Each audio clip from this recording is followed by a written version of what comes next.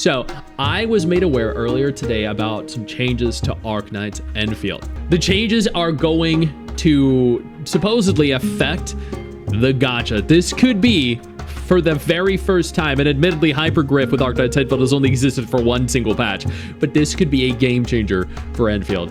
Arknights Endfield lead says good gacha systems don't impact the player's ability to enjoy the gameplay, and Endfield is trying to fix its confusing gacha.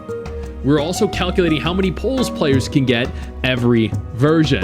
I'm hoping what this means is that they're going to give additional pulls per version, because right now the pulls aren't, I think, narrowly high enough to actually warrant pulling for both characters. There is a lot of content that you can do to actually earn currency, to earn pulls, but even still, I think for the casual gamer that's playing all these different gacha games, they aren't nearly enough, or the pulls that are available aren't nearly easy enough to access and require an egregious amount of time spent actually grinding to attain them, whereas other gacha games make them much more easily accessible. Even by gacha standards, progression and monetization in Arknights Endfield is pretty confusing. It's not confusing, there's just like multiple methods and avenues with which you can actually acquire them. Before and at launch, the newly released action RPG spin on Hypergriff's Arknights drew criticism for convoluted currencies. There really aren't that many. There are gacha games out there with a significantly higher number of currencies available. Opaque character drop rates and pity maximums. Okay, yeah, okay, so they are right. There was the pity and the guarantee for a lot of people was very confusing. I don't know why. I found it to be very, very easy to understand. Like, I looked at it and I was like, oh, guarantee at 120, 50-50 at 80 or 90, whatever the 50-50's at, and it doesn't carry over. The pity carries over for the 80, the 50-50, but the pity does not carry over. The guarantee pity does not carry over. Okay, makes total sense. So many people were confused by that I actually made a video that got like 20, 30,000 views trying to explain it to people using a paint image, literally documenting it piece by piece, and then people went into the comments and were like, can someone explain this to me? And it's like, yo, what do you think I just did? And a rotating banner system that obscures how your investment is tracked. No, it doesn't. No, it doesn't. But sure, let's keep going. In an interview with Games Radar at GDC, lead developer Ryan, his preferred name for the press, discussed the response to... And wait, so the lead developer for Arknights Endfield? Oh, that's big. Discussed the response to Enfield's gacha system and some plans to refine it, as well as the impact of these systems on games as a whole. Ryan acknowledges different responses to gacha systems between Asian and Western audiences. That's very true. As an example, Asians love gacha. Asians are willing to spend $50,000 to $100,000 on a boat in Where Winds Meet. Asians are much... you look at Japan, right? With gacha games, the spending in Japan is astronomical when compared to global. Korea, China, all these regions just have significantly higher revenue for so many different games than global. Global, you know, we're effectively a minority in terms of not total players, but total revenue from total players. People can be critical about the gacha part of the game because they are not used to this monetization method. Oh, yes, we are. Yes, we are. Gacha has been mainstream over in the West for several years now. We are very, very used to it. In East Asia, players are more used to the gacha system. In China, sure, because if you pop out a daughter, there's a fifth. Having a child is essentially gacha. It's a 50-50. If you have a daughter, you lose.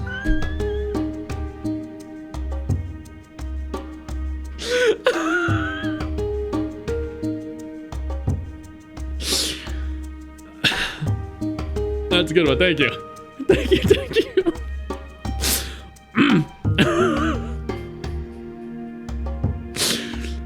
Oh god, I couldn't keep a straight face through all of that. But even some folks who fluently speak gacha balked at Endfield, who fluently speak gacha. So me, May I speak fluent gacha. Balked at Enfield's dated and complicated setup. Dated, sure. They're using the older, more traditional Arknights gacha that was before Hoyo kind of like changed the gacha landscape. But yeah, like effectively it is much more dated than how gacha games handle things nowadays. So Hypergriff is eyeing improvements.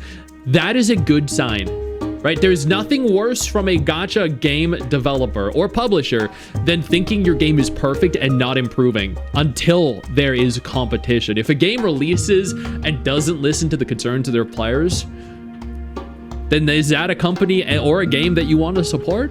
No.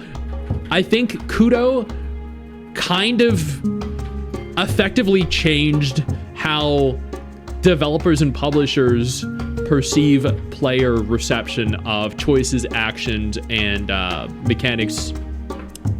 So Hypergriff here is looking to make improvements based off of player feedback. And that is a fantastic thing to do, because at the end of the day, that means that they're working to improve the game rather than just believing that they have a foolproof method and that their game is perfect. Enfield's gonna have a WUWA 2.0 moment. I hope so. I hope so. Because WUWA didn't start off perfect and it had some issues at launch, definitely. Like I made a community post earlier today, chat. Or sorry, yeah, it was this morning. Which gacha game had the best launch? Our community is made up of a lot of Wuthering Waves players, a lot of Arknights Endfield players, a lot of Nikkei players, but 60% of the almost 6,000 votes said Genshin Impact had it the best launch. Because you can't argue it did. Wuthering Waves had a lot of issues at launch, but Wuthering Waves made a monumental comeback. So Arknights Endfield very much so can too. It's easy, just listen to the players and make sufficient changes. That's it. I definitely think they could have a WUWA 2.0 moment. Yo, I don't mean to interrupt the video, but I need to take a moment here to thank all my incredible patrons over on Patreon whose support continues to allow for me to do regular videos like this every single day on this channel. Thank y'all so much, including our YouTube channel members.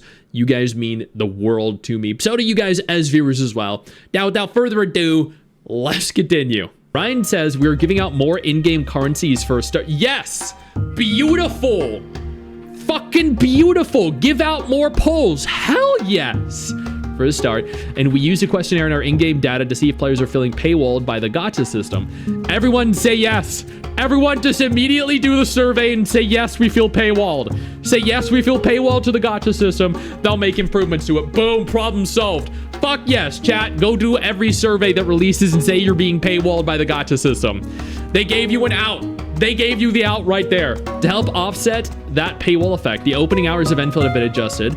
Ryan says designated selection permits have been added to let players grab a character of their choice quickly. Most of the players can build a top-tier team in the current version, he says. It's because there aren't really that many actual characters yet. That is our goal, to give out more resources for players to build useful teams, he continues. For players who think there are too many currencies in the UI and it sometimes can be confusing, we're also trying to combine some of the currencies to make it more clear for players. Does anyone, like, genuine question, chat, does anyone feel like there are too many currencies in the game? I only know of a few. I like the different, like, aura currencies. There's like the currency for weapons, there's a currency for poles, there's a premium currency, like the aura barrels, there's the aura geometry. There's like four currencies, I think. Right? Total? Nice to see more free pulls. Yeah, I think if they gave more free pulls per patch, that would be fantastic. Also make the guarantee carryover. That's it. That right there, that like immediately makes the gacha 10 times better. You know how you're stuck at 99 out of 120 for your guarantee? Make that carry over, so the next banner, it carries over to 99 out of 120. Now you only need to make 21 polls to hit your guarantee at 120. Boom! So many more people are happy. We're still creating more questionnaires for the next version to see if our game adjustments work, and we hope to receive more feedback at in-game data to see if we need further optimization. So each time I do an Arknights Endfield video, people come in and complain that they're pushing out multiple surveys per patch, stating that they shouldn't be pushing out surveys every patch. See, I'm of the opinion here that them releasing surveys is them trying to figure out what the common sentiment is in the community, because they have an idea of what they want their game to be, you know, a vision for their game, but that doesn't necessarily align with what all players want. So by extension of releasing surveys, it gives them a larger, grander scale of what players want and a better idea. So they are constantly making little changes and then asking players what they think. Then asking players, now that we've made this change, what do you think needs to be done to better and more adequately make it fairer or easier or more enjoyable? And I'm assuming once they kind of like narrow down what players want, the surveys are going to lessen. Players filling out surveys is what improves games. Exactly. I don't understand why people kept coming in complaining, wow, dead game, you know the game's dead when they send out 3 surveys in one patch. It's like, they sent out 3 surveys because they wanted to make sure, you know, all these different things were meeting player standards and expectations. If they just released a feature and were like, okay, it's cool, good, hope you guys enjoy it, then that means that they are very, in my opinion, somewhat egotistical, because lots of people are going to find a lot of issues with a lot of different things, a lot of different features, a lot of different mechanics. So them saying, here's a new feature, what do you guys think, in the form of a survey, allows for people to say this is shit, so they have a chance to change it, or we really like it, and then they can focus their efforts and divert their attention to somewhere else. So I think surveys are good. They're a good medium with which to communicate with the devs themselves, and a good medium with which to actually acquire the feedback from the players of yours that are going to be playing your game. That's just my opinion. I don't know. I think the gacha system, you know what the competition is doing. Why would you do a worse version? I think because with Arknights, right? Like OG Arknights, they wanted to take that system and then implement it on a, you know, a larger, grander scale. That's it. Because players love the gacha in Arknights, and players fully support the gacha system in OG Arknights. But people that don't play Arknights don't like it. By extension of releasing a game to a larger audience, you're pulling in people that don't necessarily or won't necessarily like the gacha system that people have gotten comfortable with in Arknights. So they didn't really make a new gacha system at all. They just kind of took what they had and made some changes to it. But what people are used to is the new Hoyoverse gacha system. So when players, or when games don't do that, it's met with some cynicism, some criticism, and a little bit of diversion from it. Or aversion from it, sorry. Or aversion to it, rather. Why would surveys be an issue? I don't know. I just know people could keep claiming EOS because of surveys. I don't get it. In a follow-up comment, a hypergroup representative clarified that these gacha optimizations are at a discussion level with no firm changes to share immediately. So they're working on it. Is it work in progress? And it'll probably be pushed out into the next couple patches. I would be happy if they actually took their time with this. I would be happy if instead of just increasing, you know, here's another 10 or 20 polls for a patch, I would hope they go down to literally like a foundational structural level and redesign core parts of it that people find fault with and make improvements to that. So after that version of the game comes out, 1.3, 1.4, whatever, every version of the game, the gacha is going to be significantly better, because giving another 10 pull or 2, 3, 10 pulls is a short-term, small-scale band-aid fix. It'll make players happy now, but next patch, they're going to be equally as upset. So what they need to do is just change the structure of the gacha system. Not entirely, but like core parts of it. Because I do like having a guarantee. I don't think anyone disagrees with the guarantee aspect. I think it's wonderful to have. I personally have an issue with the carryover, and I think the guarantee should be there regardless of if you hit the 120 or not until you hit the 120, so it should carry over per patch. I also think that I'm fine with there being a 50-50 at 80 or 90, whatever Arknights Endfield is. I always forget because there's so many different gacha games that I play. But I do think that we should be able to also, in theory, have a guarantee, like a 50-50 where you win your 50-50 at a set point as well. So, and I also think there should be more premium currency earnable in-game. I'm fine that you know, if they have you, you know, like participate in lots of different things to grind the currency, as long as there's plenty of it. Like many of today's Western gacha players, I got into the genre through Genshin Impact. I've tried other games since. I still play Genshin regularly, but from day one through today, gacha systems have always seemed to me like something you tolerate, not something you enjoy. This guy does not know what he's talking about, chat. There are so many people that absolutely fucking love the gacha system, that hated when Do It Night Abyss removed the gacha from their game, that hate that Ananta very likely may not have a character gacha in the game. So why are you getting ads? I have ad block on, it's right here. I don't know. But this guy clearly does not play many gacha games because people fucking love the gacha system. Why do you think it got so popular?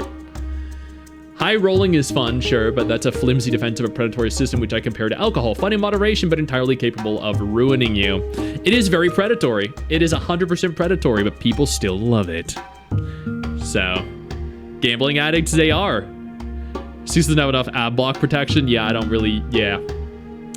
Ask Ryan about the unavoidable friction of gacha. Monetization first, fun second, system built around luck and scarcity. How he defines a good gacha system. He said the important part is to find out how players in-game are affected by the gacha system. Well, if you can't acquire the characters, it's probably a shitty gacha system. We have to ensure that players, including free players, are not paywalled by the system yet. They can experience all the content. For us, it's important to monitor all players, including free players, what team they're using, what difficulties they're facing in the combat of the world and dungeons. Can they build and experience most of the game content? That's a major concern to us. What difficulties they're facing in the combat? None. Absolutely fucking none. Most of these gacha games are literally like child level ease. They're not all forms of all games are that easy, but a lot of gacha games are very easy. We're also calculating how many polls players can get every version, see how many characters they're expecting to get every version. All of them! Those feedback questionnaires and in-game data ensure that to minimize the impact of the gacha system on the gameplay experience, so most of the players are not affected by the system to enjoy our game. The feedback questionnaires ensure that we have the information we need. That's why I think the questionnaires and surveys are good. Still, there are options for paying users to acquire more characters. There always should be an incentive there for that. More combinations and play the games in a more personalized way. So for me, I think the most important part of the gacha system is to not impact the player's ability to enjoy the gameplay. The necessity of pulls per patch math demonstrates the irreconcilable give and take of gacha systems. At best, they can be more generous and less frustrating. I do think being more generous is good. Star Savior is very generous. Nikkei, Blue Archive, they're both also very generous. Azure Lane's very generous. Personally, I find myself hoping for less gacha cruft entirely in more games like X Asterisk. You want just single player AAA premium games, then go play them. I want less gacha and more non-gachas. There are literally 50 to 100 fucking games launching every month on various different platforms. Play one of them. If you want less gacha, play less gacha. The dude said all he plays is Genshin Impact anyway. Jesus Christ.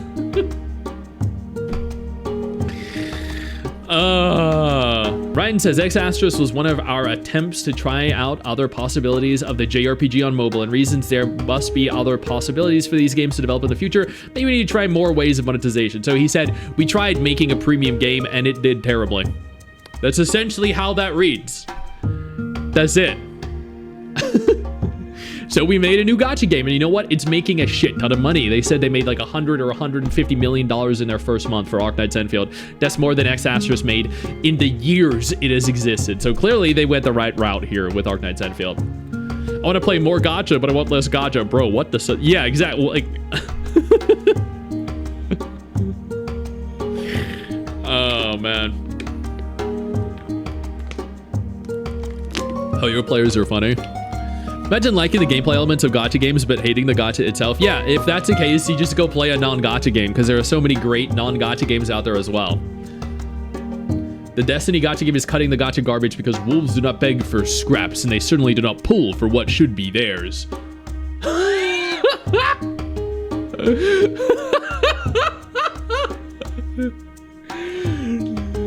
Gacha garbage? Gacha games are some of the most lucrative games in the world. world. One of the most lucrative types of monetization in the world. Oh, gacha games are free. They are. You know what? At the end of the day, chat, you know what? You don't have to spend money in a gacha game. You can completely ignore it. Completely. Earn all your currency in game by playing, and then pull for the characters you want. Hell, don't pull for any characters. You can remove the gacha from it entirely and have fun in a gacha game, playing it like a single player RPG, a JRPG. It's that easy. You don't need to do any gacha in a gacha to play the gacha or to enjoy the story in the gacha. Like as an example, Wuthering Waves can be played completely gachaless, because the majority of Wuthering Waves story, you play with the story characters. Right? You can explore the world as anyone, any 4-star team, no issue whatsoever.